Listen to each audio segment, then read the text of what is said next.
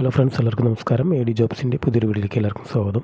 അപ്പോൾ ഇന്നത്തെ വീഡിയോയിൽ നമ്മൾ ഡിസ്കസ് ചെയ്യുന്നത് താലൂക്ക് ആശുപത്രി, സാമൂഹിക ആരോഗ്യ കേന്ദ്രം എന്നിവയിൽ വന്നിട്ടുള്ള കുറച്ച് വേക്കൻസികളെ കുറിച്ചിട്ടാണ്. അപ്പോൾ നമുക്ക് ഡീറ്റെയിൽ വീഡിയോ എടുക്കാം. സോ വീഡിയോ സ്കിപ്പ് ചെയ്ത് പൂർണ്ണമായിട്ട് കാണാൻ ശ്രമിക്കുക. അതോടൊപ്പം തന്നെ തൊട്ടടുത്തുള്ള ബെൽ ബട്ടൺ കൂടി ഒന്ന് എനേബിൾ ചെയ്യുക. അപ്പോൾ നമ്മളിടുന്ന വീഡിയോസിൻ്റെ നോട്ടിഫിക്കേഷനും കാര്യങ്ങളൊക്കെ നിങ്ങൾക്ക് ലഭിക്കുന്നതാണ്. കുണ്ടറ താലൂക്ക് ആശുപത്രിയിൽ ഹോസ്പിറ്റൽ മാനേജ്മെൻറ്റ് കമ്മിറ്റിയുടെ കീഴിൽ സ്റ്റാഫ് നഴ്സ്, ഡയാലിസിസ് ടെക്നീഷ്യൻ എന്നീ പോസ്റ്റിലേക്ക് അപേക്ഷകൾ ക്ഷണിക്കുന്നു എന്നാണ് പറഞ്ഞിട്ടുള്ളത്.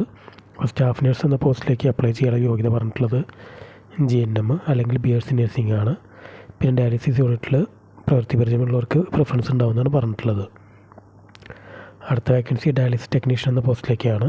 അപ്പോൾ ഈ പോസ്റ്റിലേക്ക് അപ്ലൈ ചെയ്യാനുള്ള യോഗ്യത പറഞ്ഞിട്ടുള്ളത് ഡിപ്ലോമ ഇൻ ഡയാലിസിസ് ടെക്നീഷ്യൻ അല്ലെങ്കിൽ BSc ഡയാലിസിസ് ടെക്നോളജിയാണ്. പാരാമെഡിക്കൽ കൗൺസിൽ രജിസ്ട്രേഷൻ നിർബന്ധമാണെന്നാണ് പറഞ്ഞിട്ടുള്ളത്. അപ്പോൾ ഈ പറഞ്ഞ പോസ്റ്റിലേക്കുള്ള ഇൻ്റർവ്യൂ വരുന്നത് ജൂലൈ 4 രാവിലെ 9 മുതൽ ചുറ്റുമല ബ്ലോക്ക് പഞ്ചായത്ത് ഹാളിൽ നടത്തുന്ന അഭിമുഖത്തിൽ പങ്കെടുക്കാമെന്നാണ് പറഞ്ഞിട്ടുള്ളത്. ഏജ് ലിമിറ്റ് 40 വയസ്സ് വരെയാണ് പറഞ്ഞിട്ടുള്ളത്. SC/ST വിഭാഗമാണെങ്കിൽ 45 വയസ്സാണ് പറഞ്ഞിട്ടുള്ളത്. അപ്പോൾ കോൺടാക്ട് ചെയ്യാനുള്ള നമ്പർ കൊടുത്തിട്ടുണ്ട് 0474252699. അപ്പോൾ ഈ നമ്പറിൽ വിളിച്ച് കാര്യങ്ങളൊക്കെ അന്വേഷിക്കുക. ശേഷം ഇൻ്റർവ്യൂ പോയി അറ്റൻഡ് ചെയ്യാം. അടുത്ത വേക്കൻസി വരുന്നത് തോട്ടക്കാട് സാമൂഹിക ആരോഗ്യ കേന്ദ്രത്തിൽ ദിവസവേതനാടിസ്ഥാനത്തിൽ ലാബ് ടെക്നീഷ്യൻ എന്ന പോസ്റ്റിലേക്ക് അപേക്ഷകൾ ക്ഷണിച്ചിട്ടുണ്ട്. ജൂലൈ 4 ഉച്ചകഴിഞ്ഞ് 2 മണിക്കാണ് ഇൻ്റർവ്യൂ പറഞ്ഞിട്ടുള്ളത്. അപ്പോൾ നമ്മുടെ വിദ്യാഭ്യാസ യോഗ്യത പറഞ്ഞിട്ടുള്ളത് BSc MLT അല്ലെങ്കിൽ DMLT ആണ് ഈ പോസ്റ്റിലേക്ക് അപ്ലൈ ചെയ്യാനുള്ള യോഗ്യത പറഞ്ഞിട്ടുള്ളത്. അതോടൊപ്പം തന്നെ പാരാമെഡിക്കൽ കൗൺസിൽ രജിസ്ട്രേഷൻ വേണമെന്ന് പറഞ്ഞിട്ടുണ്ട്. എക്സ്പീരിയൻസ് ഉള്ള കാൻഡിഡേറ്റ്സിന് പ്രിഫറൻസ് ഉണ്ടാവുമെന്നാണ് പറഞ്ഞിട്ടുള്ളത്.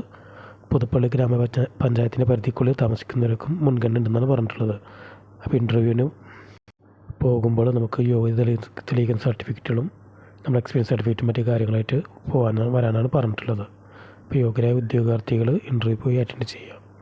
അപ്പോൾ ഇന്നത്തെ വീഡിയോ എല്ലാവർക്കും ഇഷ്ടപ്പെടുന്നതിന് വീഡിയോ ഇഷ്ടപ്പെട്ട ലൈക്ക് ചെയ്യുക, കമൻറ്റ്സ് പോസ്റ്റ് ചെയ്യുക, ഷെയർ ചെയ്യുക. അതോടൊപ്പം നമ്മുടെ ചാനൽ സബ്സ്ക്രൈബ് ചെയ്യുക. ഇന്നത്തെ വീഡിയോ കണ്ട എല്ലാ കൂട്ടുകാർക്കും നന്ദി.